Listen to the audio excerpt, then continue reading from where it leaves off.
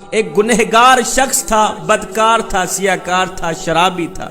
علاقہ جانتا تھا یہ شخص شرابی ہے۔ زندگی کے دن گزر گئے، یہ گنہگار شخص مر گیا۔ جب اس کی قبر کھودی گئی، لوگ دیکھ کر حیران رہ گئے کہ اس کی قبر میں نور ہی نور تھی، روشنی ہی روشنی تھی۔ گلاب کے پھول اگے ہوئے تھے جن کی خوشبو سے قبر میں عطر پھیلا ہوا تھا۔ ایسا لگتا تھا جیسا کہ جنت کی کھڑکی کھول دی گئی ہو، جنت سے ٹھنڈی ٹھنڈی ہوائیں چل رہی ہوں۔ لوگ دیکھ کر حیران رہ گئے کہ یہ تو گنہگار تھا، یہ تو شرابی تھا۔ قبر میں روشنی کہاں سے آ گئی؟ قبر میں خوشبو کہاں سے آ گئی؟ ٹھنڈی ٹھنڈی ہوا کہاں سے آ گئی؟ اس گنہگار شخص کی تدفین کی گئی۔ تدفین کرنے کے بعد لوگ اس گنہگار شخص کی بیوی کے پاس گئے، پوچھا آئی آخر تیرا شوہر کون سا ایسا عمل کیا کرتا تھا جس عمل کی وجہ سے آج اس کی قبر میں نور ہی نور تھا، گلاب کے پھول اگے ہوئے تھے جن کی خوشبو سے قبر میں عطر پھیلا ہوا۔ بیوی نے کہا بھائی میرا شوہر واقع گنہگار تھا، بدکار تھا، ایک عمل ایسا تھا جو اس کی بخشش کا ذریعہ بن گیا۔ میں یقین سے کہتی ہوں وہی عمل میرے شوہر کی بخشش کا ذریعہ بن گیا ہوگا۔ لوگوں نے پوچھا وہ کون سا ایسا خاص عمل تھا؟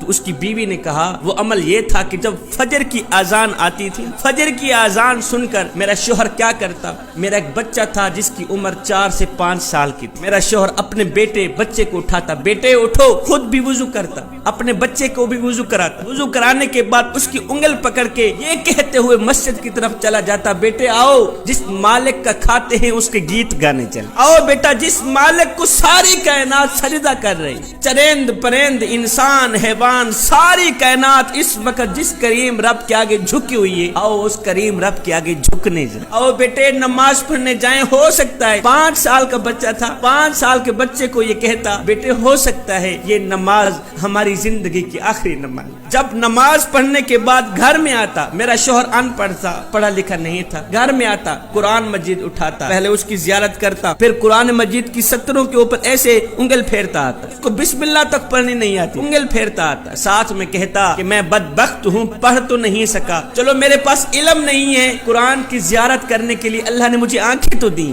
اللہ تعالیٰ اگر مجھے بخشنے پہ آئے تو یہی عمل میری بخشش کے لیے کافی۔ بھائیو میں یقین سے کہتی ہوں بس یہی عمل میرے اللہ کو پسند آیا ہوگا اور میرے اللہ نے میرے شوہر کی بخشش کر دی ہوگی۔ جو شخص گنہگار ہو، بدکار ہو، سیاکار ہو، خطاکار ہو، شرابی ہو، لوگ بھی جانتے ہوں کہ واقعی یہ شخص شرابی، جو شخص ایک نماز پڑھے اس کو اتنا مقام ملتا ہے کہ دنیا میں ہی اس کو بخش دیا جاتا ہے۔ مجھے بتاؤ جو شخص نماز پنجگانہ با جماعت ادا کرے اس کو کتنا مقام ملتا ہو۔